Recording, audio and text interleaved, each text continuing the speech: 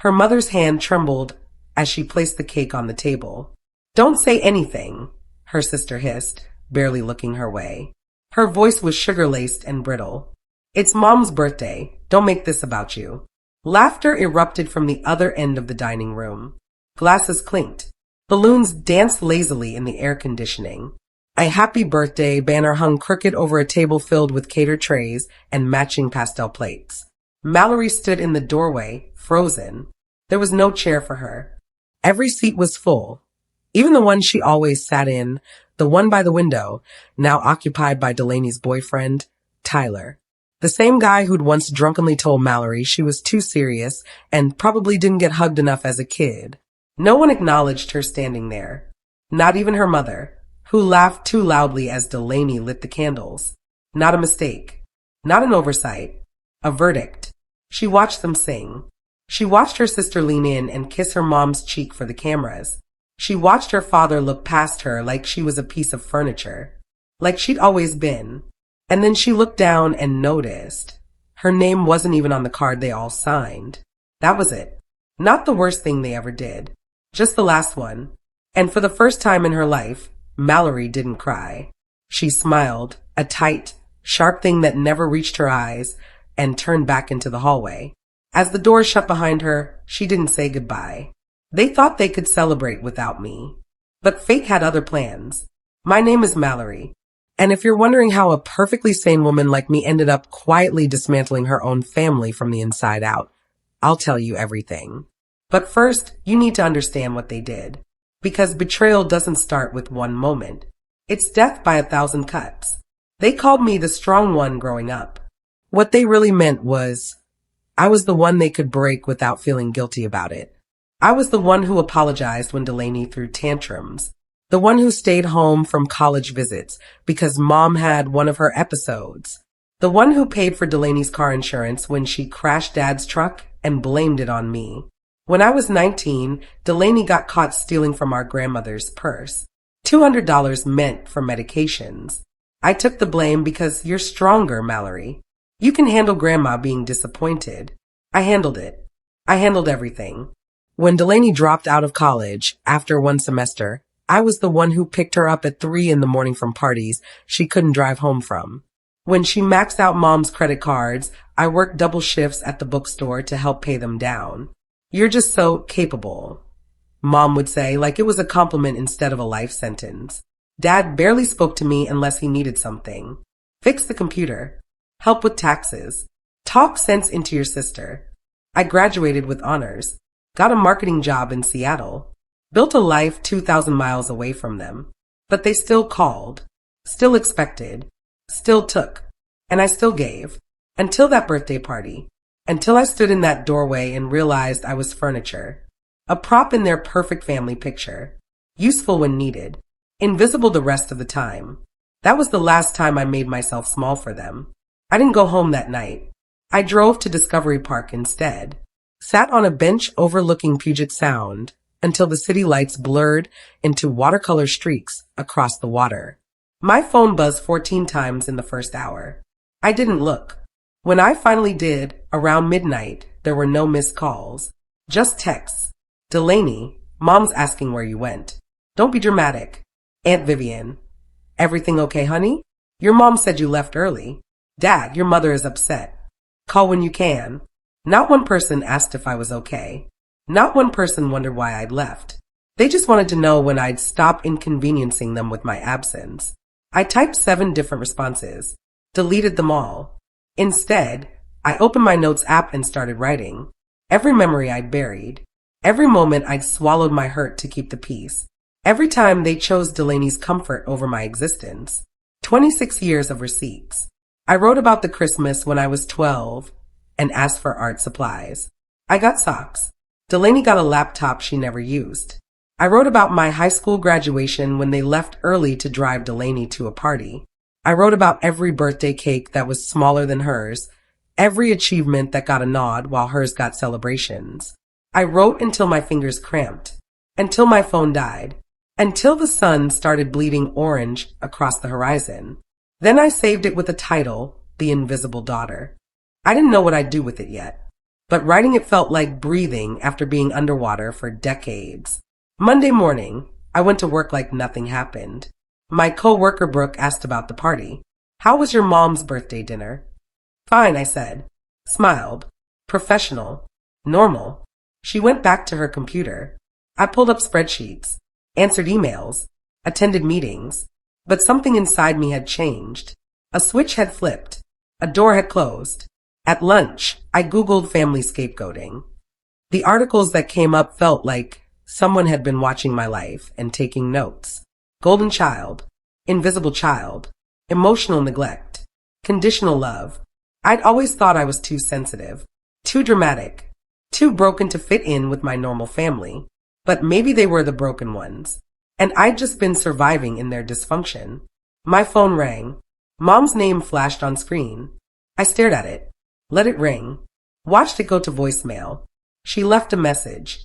Mallory, this is ridiculous. You embarrass me in front of everyone by leaving like that. Delaney is very hurt. You know how sensitive she is.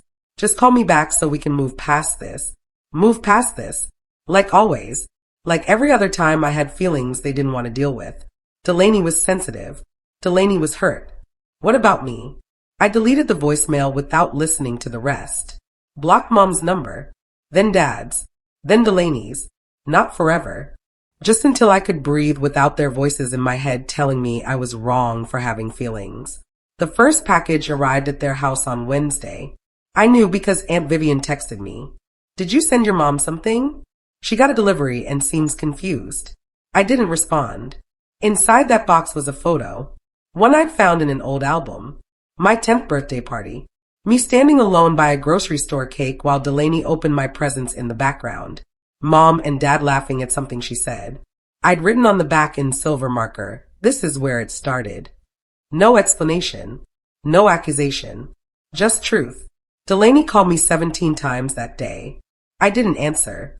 Finally, she texted from a number I didn't recognize. What are you trying to do? Mom is crying. Dad thinks you're having a breakdown. This isn't like you. I typed back from my work computer a new email address she didn't have. Maybe you never knew what I was really like. You were too busy being the center of attention. I didn't sign it. Let her wonder if it was really me. That night, I ordered a second package. This one went to Delaney's apartment. Inside was a receipt. The one from when I paid off her credit card debt 3 years ago. For $1,000 I'd saved for a trip to Italy. On the back, you never said thank you. Simple, factual, devastating. By Friday, the family group chat was exploding. I wasn't in it anymore.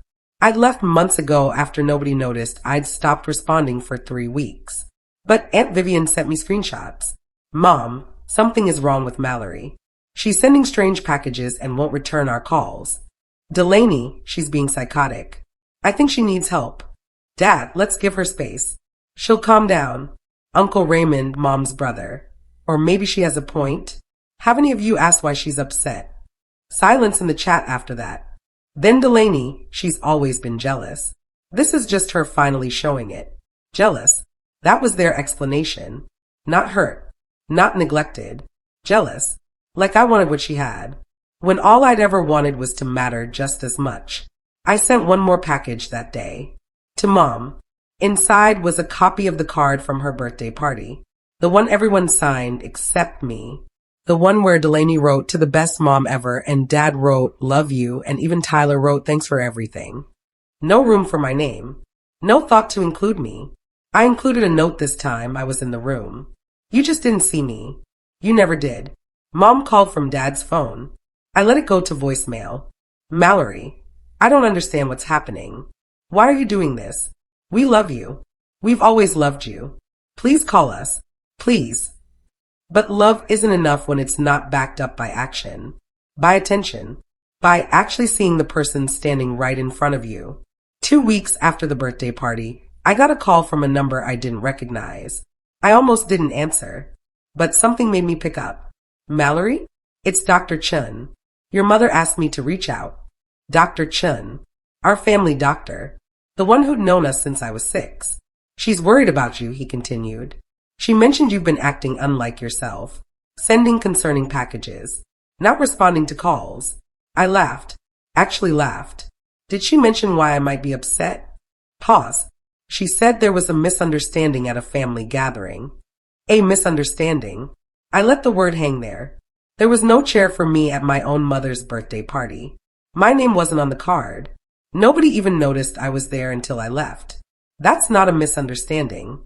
That's a pattern. Longer pause. Mallory, I've known your family a long time. Then, you know Delaney gets everything and I get the leftovers. You know they call me strong because it's easier than calling me neglected. I think family therapy might be helpful here. I've been in therapy for 6 months, Dr. Chen. That's how I finally realized this isn't normal. This isn't love. This is convenient. I hung up before he could respond. They'd called the doctor. Made me the problem. The one who needed fixing. Not once did they ask what they'd done wrong. The memory box arrived at Delaney's apartment on a Tuesday. Inside was everything I'd saved from our childhood. Every school photo where she smiled and I looked tired. Every family vacation picture where I was half out of frame. Every Christmas morning where her pile of presents dwarfed mine. At the bottom was a letter. Delaney, you've spent 26 years being the sun in this family. I was the shadow that made your light look brighter. I don't hate you. I just don't want to be invisible anymore. You get the family you always wanted. The spotlight. The attention. The love that doesn't have conditions attached. I'm taking my shadow and leaving. Your sister. I didn't sign it with love. Because I wanted her to feel that absence. To sit with what it meant when someone stops automatically giving you affection. She showed up at my apartment that night. Pounding on the door. Crying. Screaming. Open this door, Mallory. We need to talk. I sat on my couch. Turned up the TV. Let her scream. After 20 minutes, building security asked her to leave. I watched from my window as she got in her car. Makeup running. Phone pressed to her ear. Probably calling mom. Telling her I was cruel. Unstable. Mean. Good. Let them think that.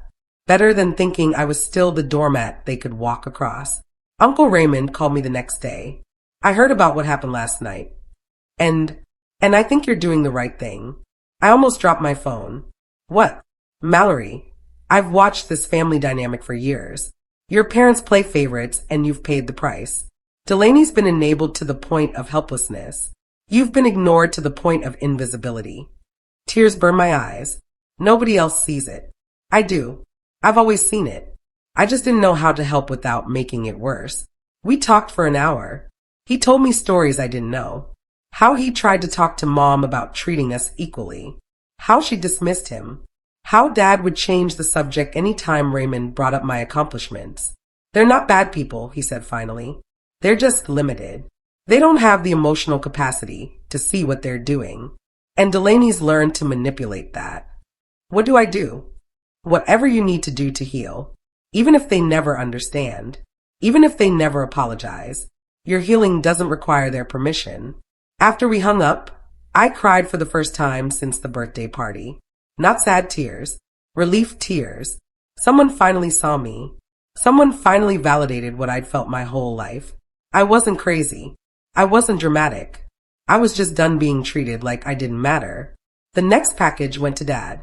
Inside was every Father's Day card I'd ever made him. Construction paper. Crayon drawings. Glitter glue. Each one said some variation of I love you, Daddy. He'd kept them in a box in the garage. Under old tools. Behind paint cans. Delaney's cards were in a scrapbook on the living room shelf. I included a note. I found these last Christmas when I was looking for decorations. Interesting place to keep memories of your daughter. He called me from his office.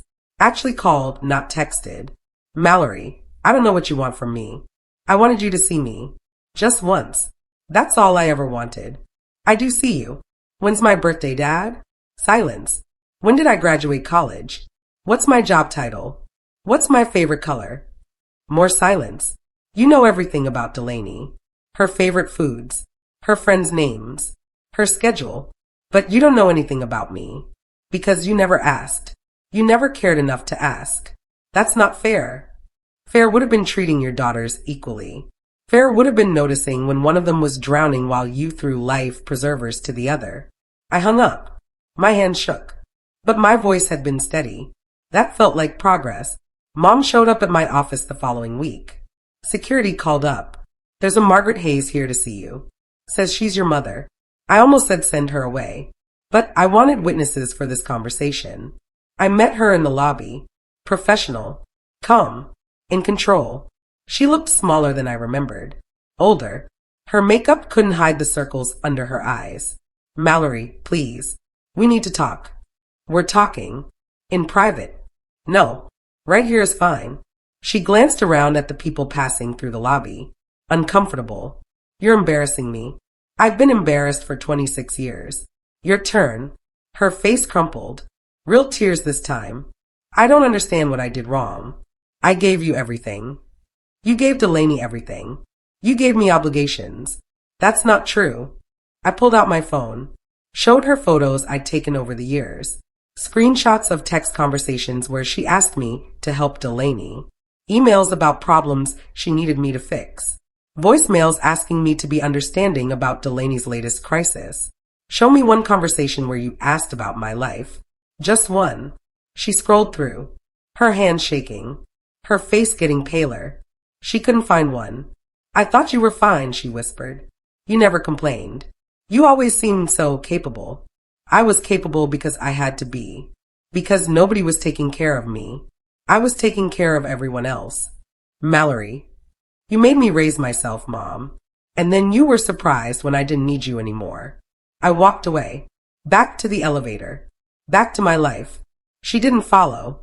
The article came out 3 weeks after the birthday party. Aunt Vivian had a friend who wrote for an online magazine about family dynamics and trauma. She'd asked if I wanted to share my story anonymously. I said yes. The piece was titled The Invisible Daughter, When Family Love Comes with Conditions. I didn't use real names, changed identifying details, but the story was mine.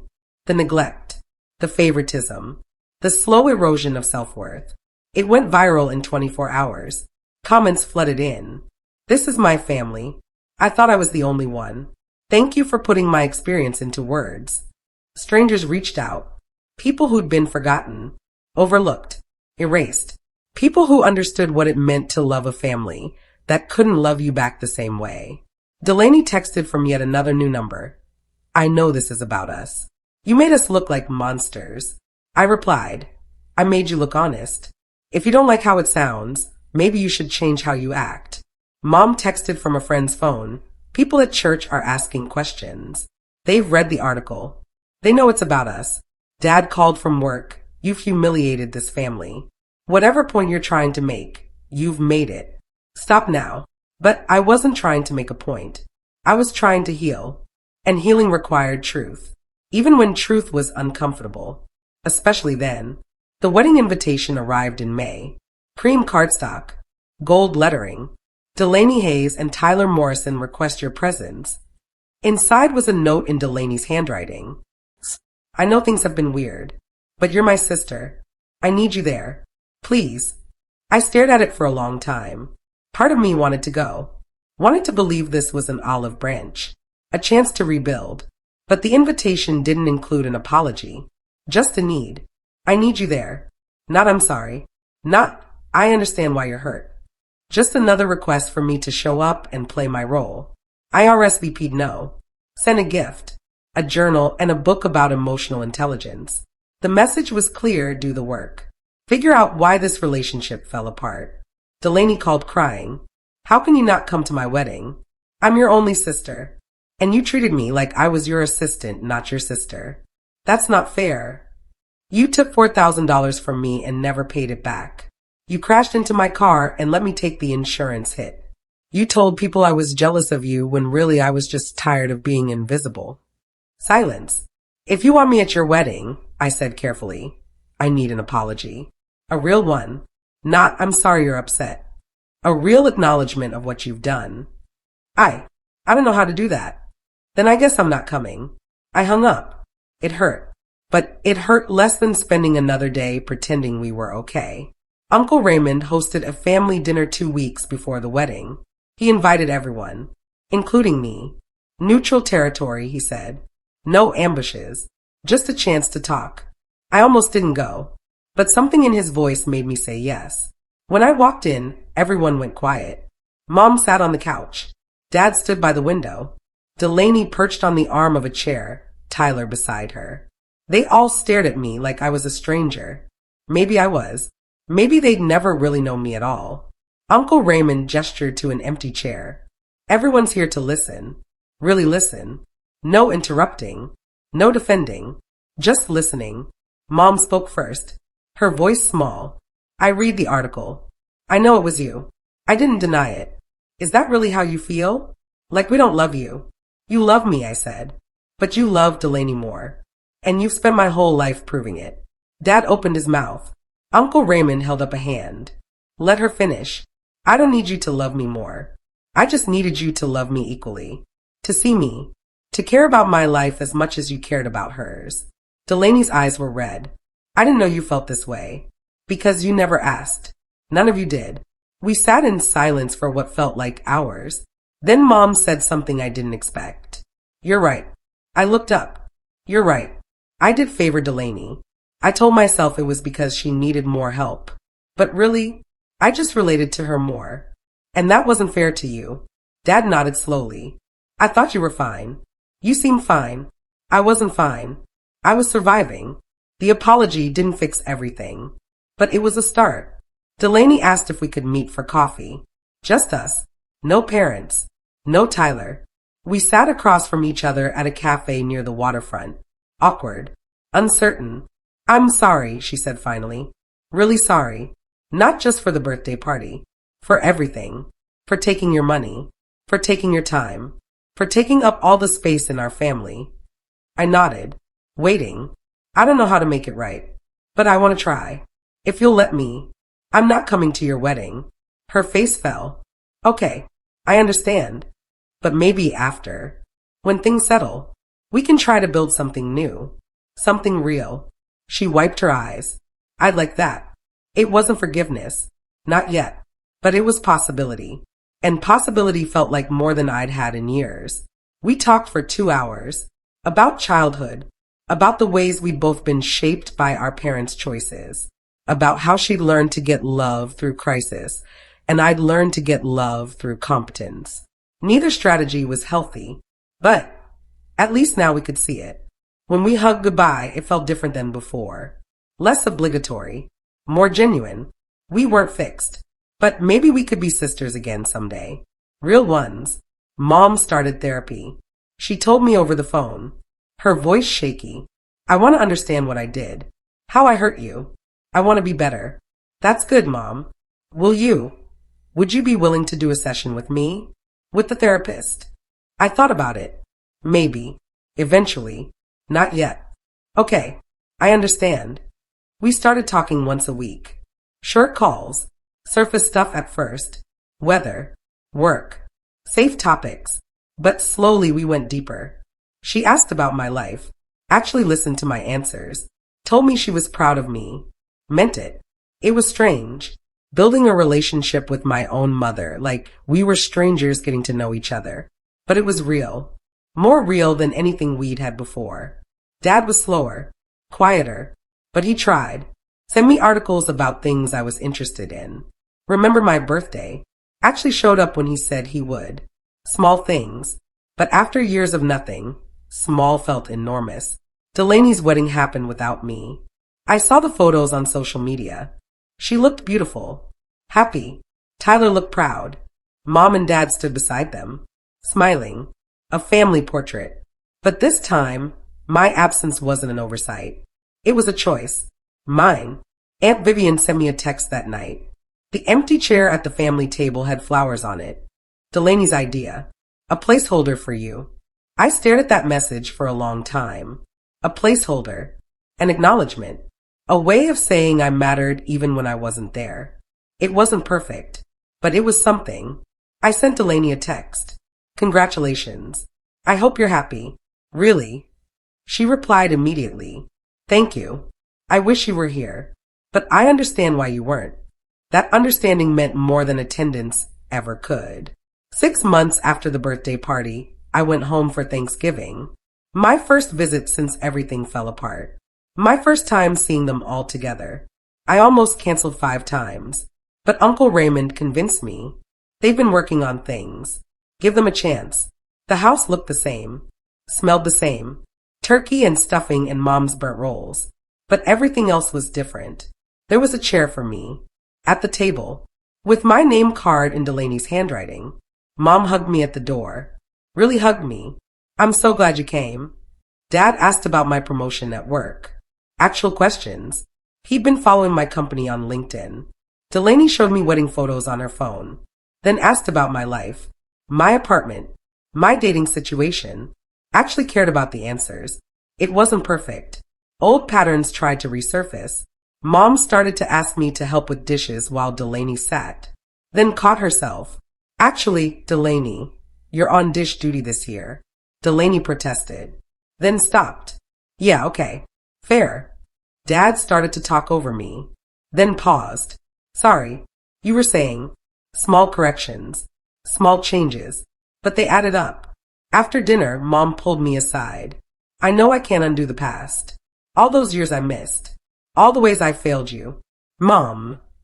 Let me finish. She took a breath. I told myself I was being a good mother. That Delaney needed more help. But the truth is, you needed me too. And I wasn't there. I nodded. Throat tight. I'm grateful you didn't give up on us completely. That you gave us a chance to do better. I didn't do it for you, I said honestly. I did it for me. Because I didn't want to carry that anger anymore. I know. But I'm still grateful. We stood there in the kitchen. The same kitchen where I'd felt invisible for years. But this time I wasn't furniture. I was seen.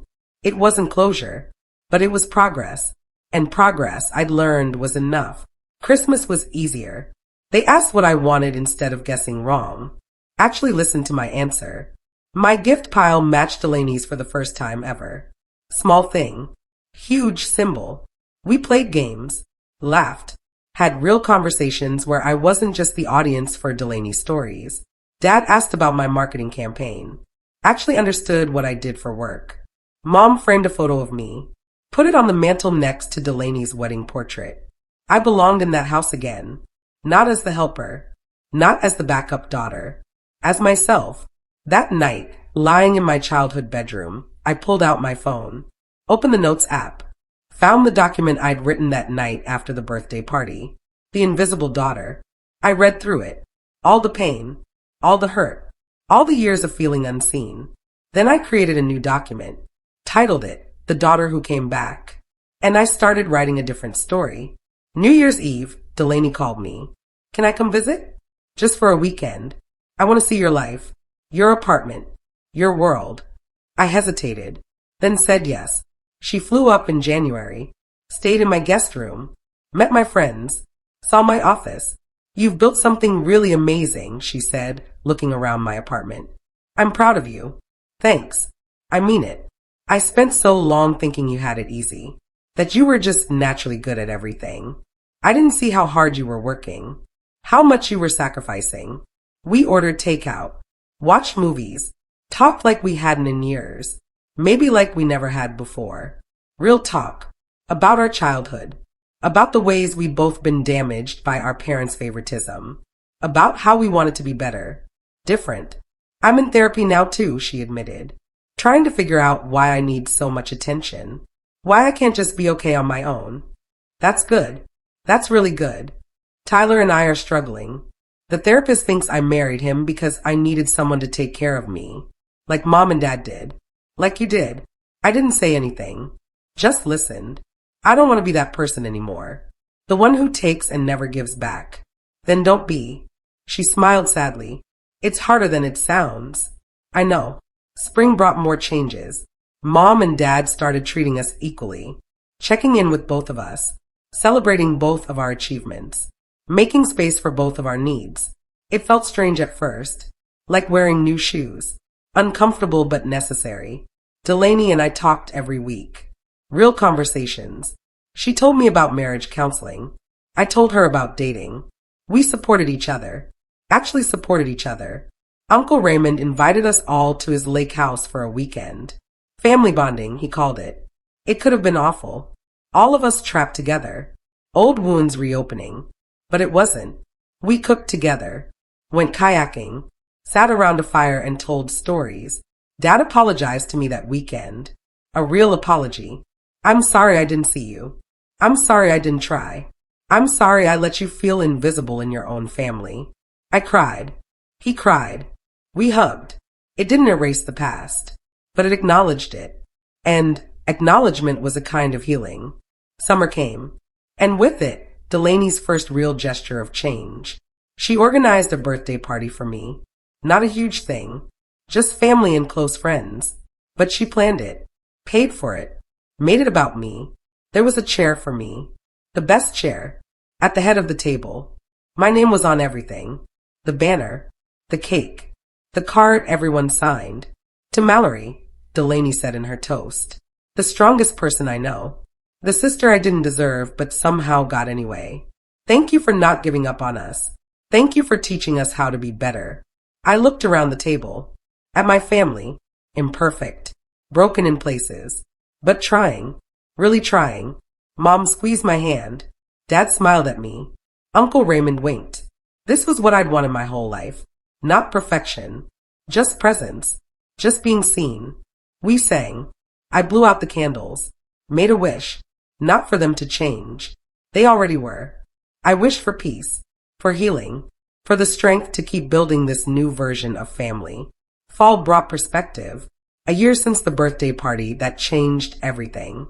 A year since I stood in that doorway and realized I was invisible. So much had shifted since then. So much had healed. My therapist asked me if I regretted how I'd handled things. The packages. The article. The confrontation. No, I said. I needed to crack us open. To force everyone to see what was happening. Gentle didn't work. I tried gentle for 26 years. And now I'm lighter. I don't carry them anymore. I love them, but I don't need their approval to know I'm worthy. She smiled. That's growth. I called Mom that night, just to talk. She told me about her therapy session, about realizations she was having. I called Delaney. She told me about a fight with Tyler, how she'd handled it differently, more mature. I called Dad. He told me about work, then asked about mine. Actually listened. Small conversations. But they added up to something bigger. Something real. They thought they could celebrate without me. And for a while they did. Had their party. Lived their lives. Kept their patterns going. But my absence forced a reckoning. Made them look at what they'd been doing. Made them question whether easy was the same as right. I didn't destroy my family. I just stopped pretending it was functional. I didn't seek revenge. I just stopped accepting scraps. I didn't make them change. I just showed them who I was without the mask of compliance. And slowly, painfully, beautifully we rebuilt. Not the old version. Something new. Something honest. Now when we gather, it's different. Smaller in ego. Bigger in love. Real. I'm not the invisible daughter anymore. I'm not the convenient sister. I'm Mallory. Whole. Seen. Free. My worth isn't determined by their attention. My value isn't measured by their approval. I am enough. All by myself. I always was. They thought fate had other plans when I walked away. But the truth is simpler. I was fate's plan all along. I just finally started writing my own story. And this time, I'm not a footnote in someone else's chapter. This time, I'm the author. The protagonist. The hero who saved herself. And that's the best ending I could have written.